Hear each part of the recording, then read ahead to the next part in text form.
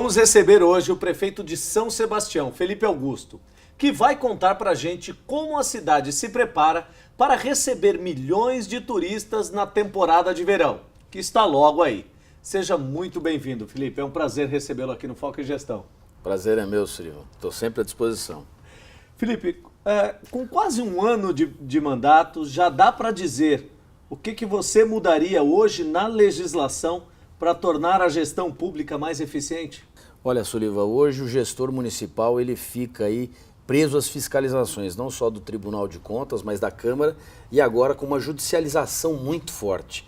Isso atrasa muito o governo, acaba atrasando a administração, essa ação intensa do Judiciário, Ministério Público, enfim. Mas nós estamos trabalhando cada dia mais para acelerar, até porque a população não aguenta mais esperar. Nós estamos num momento aí imediatista em que as soluções têm que vir rápido e nós estamos trabalhando cada dia mais para poder devolver a qualidade do serviço público para o cidadão. O senhor é prefeito de uma cidade que recebe milhões de turistas todos os anos, principalmente no verão.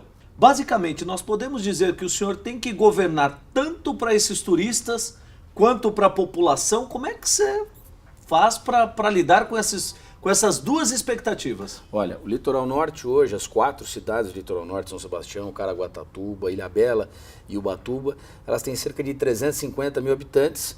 Na temporada, 2 milhões de pessoas. É um número muito expressivo. O que nós temos hoje é uma cidade de São Sebastião com mais de 110 quilômetros de extensão, uma cidade com 85 mil habitantes, mas com uma malha urbana preparada para 400 mil pessoas.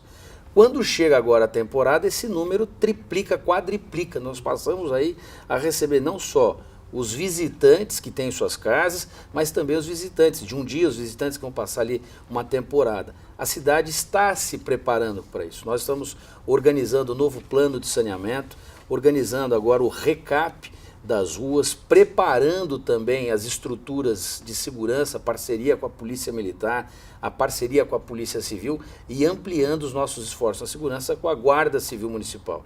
Então a cidade se prepara, não só com shows e eventos, mas também com infraestrutura, segurança e, claro, a saúde, melhorias no pronto-socorro e a adequação. Um pronto-socorro preparado para atender essa população enorme que vem aí nessa temporada de verão, entre dezembro e fevereiro. Aliás, carnaval dia 28, quer dizer, muita festa acontecendo aí, muita festa acontecendo logo nesse início de ano. São Sebastião é uma cidade portuária e que também recebe os royalties do petróleo.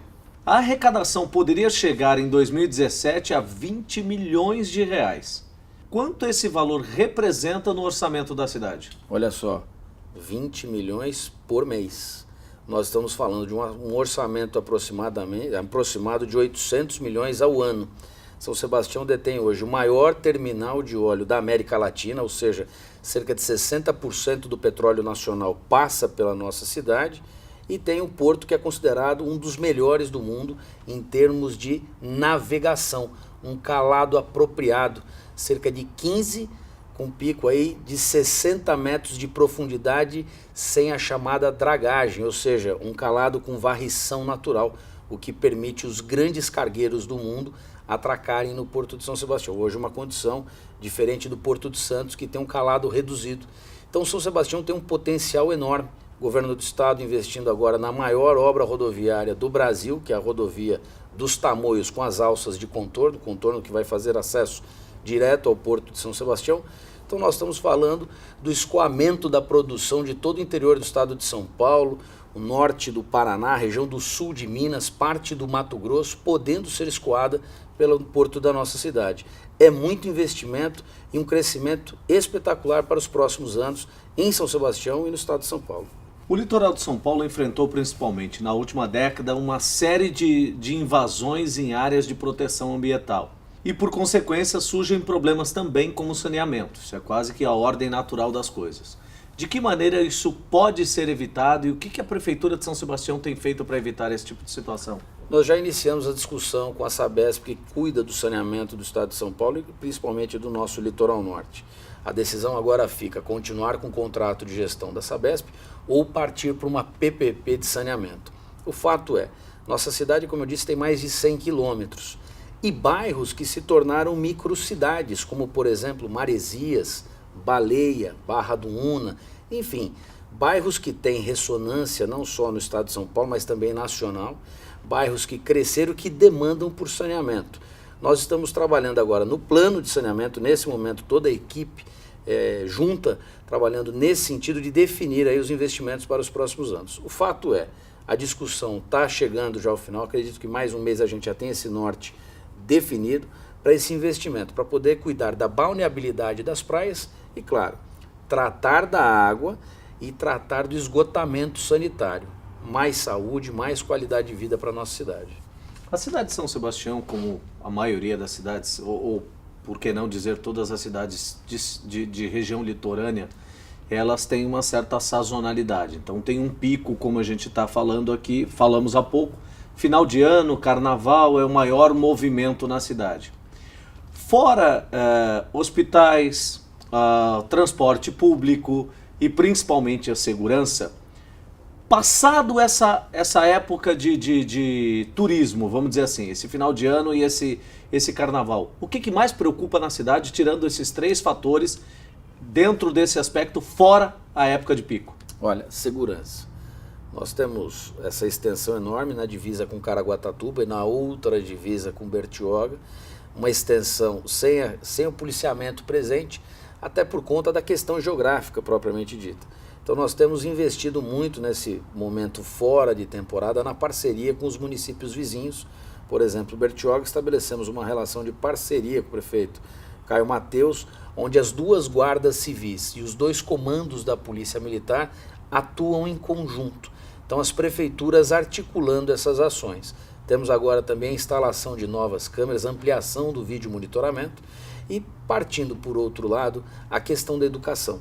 É um problema intenso nosso por conta da logística, não só da logística da merenda, mas a logística dos professores, mas esses investimentos na educação para poder alcançar aqueles que moram distantes da região central, distantes das universidades, que possam estar formando o nosso povo. Então a gente tem investido muito nisso para ampliar essas possibilidades. Prefeito, uma das coisas que a gente mais vê o eleitor brasileiro reclamar é a falta de continuidade. Isso seja na prefeitura, seja no governo do estado, seja no governo federal. Ou seja, nós temos um determinado comandante, seja um prefeito, um governador, um presidente, começa um projeto e o próximo não dá continuidade. Na prefeitura do senhor, o que o senhor deu continuidade e o que o senhor espera que dê continuidade caso o senhor saia depois? Olha, esse clima de picuinha política, ela tem que terminar. Nós temos que fazer gestão moderna e olhar para frente. O Brasil precisa desenvolver, não dá mais para governar olhando o passado. Todos os programas que funcionavam continuam funcionando. Obras que foram paralisadas foram retomadas e obras que estavam em andamento nós vamos entregar à população. Nada do que é bom para o povo foi paralisado, pelo contrário, nós aproveitamos já esse avanço para avançar cada dia mais. O povo precisa de respostas rápidas, o governo tem que estar preparado para isso, até porque nós temos a cultura da reclamação. A gente sempre reclama, mas o gestor, quando chega na cadeira através do voto popular, tem que trabalhar rápido. E é esse o nosso lema. Velocidade, ação, para fazer com que a cidade funcione e, claro, pensando as próximas gerações. Prefeito, nosso papo está muito bom, mas nós precisamos fazer um rápido intervalo. O Foco em Gestão volta já já, não saia daí.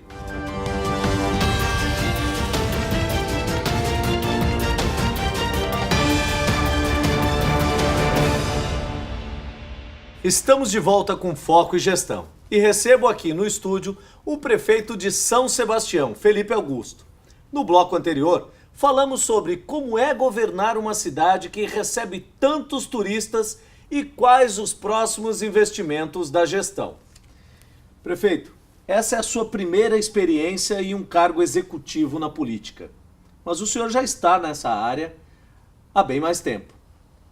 É fácil acostumar com a oposição, com as críticas e principalmente agora com as redes sociais contribuindo tanto? Olha, crítica se responde com trabalho. Tem que agir, tem que trabalhar. E aí o resultado começa a aparecer e os críticos começam a sumir. Nós temos que governar por uma maioria silenciosa e não para uma minoria ruidosa. Essa ação de governo tem já dado os resultados. Foram meses aí de início de governo muito intensos, com uma ação positiva, a população está percebendo isso, aprovação acima de 70%, e o que nos dá a condição de trabalhar sem nos preocupar com essa turminha das redes sociais. Até porque o cidadão quer resultado e nós temos aqui que cuidar do povo. Prefeito, talvez a principal diferença entre o trabalhador público e o privado seja a estabilidade dos concursados na rede pública. Como é que o senhor vê essa questão da estabilidade do concursado? Olha, a estabilidade do concursado é um casamento que dura para sempre. Dificilmente ele é rompido, salvo aí um processo administrativo ou uma ação judicial que interrompa esse vínculo.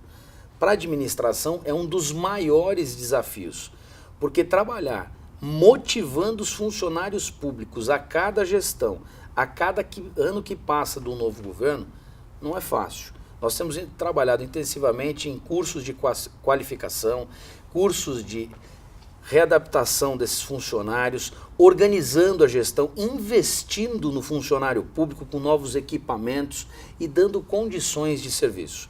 Esse é um dos grandes desafios para que a gestão possa avançar e não travar. É o que eu disse no início, é um casamento. Tem que ser feita a manutenção, tem que ser aplicado o amor e o carinho constantemente para que o cidadão tenha de volta aí a qualidade do serviço público. Todos nós sabemos que a gestão pública é complexa e que é muito difícil controlar 100% de tudo o que acontece com seus subordinados. O senhor considera que as leis brasileiras são eficientes ou ainda muito brandas para o funcionário público que comete algum tipo de crime no exercício da sua atividade?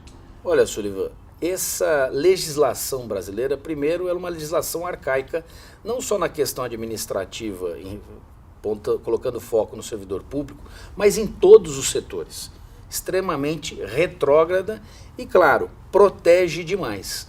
A gestão pública, ela precisa avançar, precisa de velocidade, celeridade. Hoje, governar é atender as demandas e atender as prioridades que estão no nosso dia a dia. Nós temos problemas na saúde, precisa trocar um equipamento, precisa trocar um servidor. Você tem o quê? Uma legislação que trava tudo isso. O Brasil ficou amarrado numa legislação antiga, ruim, precisa ser revista. Essa terceirização, que foi recentemente discutida no Congresso, isso está agilizando muito, mas precisamos avançar cada dia mais. O governo, nas 3 esferas, municipal, estadual e federal, precisam se soltar dessas ataduras e avançar. Não dá mais para o país ficar nesse sentido. Mas, de qualquer forma, nós estamos governando, olhando para frente e trabalhando da melhor maneira possível para dar qualidade aí no atendimento. Prefeito, eu imagino que na campanha o senhor tinha um plano de governo e metas para convencer a população a votar no senhor. E deve ter feito uso disso. O senhor acha que a população acompanha o dia a dia da gestão para saber se o prefeito vai entregar tudo o que prometeu? Olha, nós tínhamos sim um plano de governo, aliás, temos um plano de governo que está sendo cumprido à risca. A população, de uma maneira em geral, não acompanha, mas ela percebe.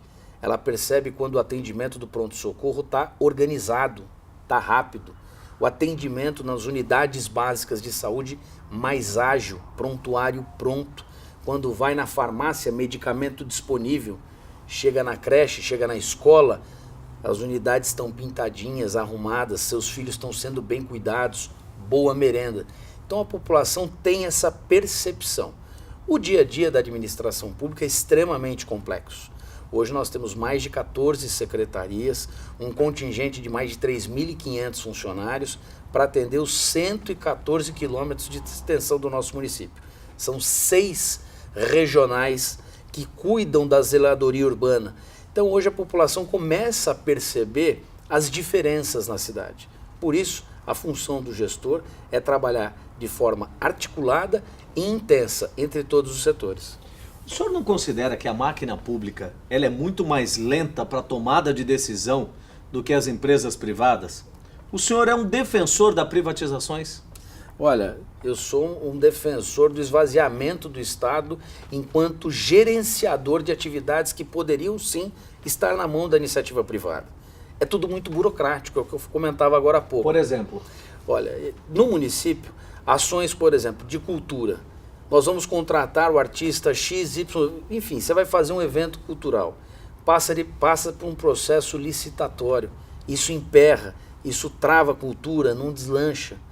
Na saúde, nós temos funcionários e equipamentos que precisam ser atualizados constantemente. Você precisa, então, ter um braço. Hoje o braço permitido é o OS, que é a terceirização através de uma organização social. Então, esse desmembramento de serviços públicos para a iniciativa privada, seja ela na forma de organização social ou de ONGs, enfim, dependente da questão jurídica, ela se faz necessário. O controle e a administração de creches, por exemplo, nós precisamos ter pessoas capacitadas, qualificadas. Se você tem problema com um monitor de uma creche ou uma pajem, você não pode demitir. Você tem que abrir um processo administrativo, o funcionário fica encostado. Para você contratar outro, tem que abrir concurso público. Isso tudo emperra.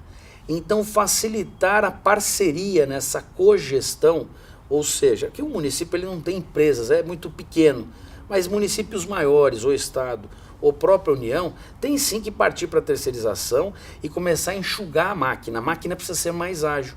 Legislação que trava, estrutura arcaica.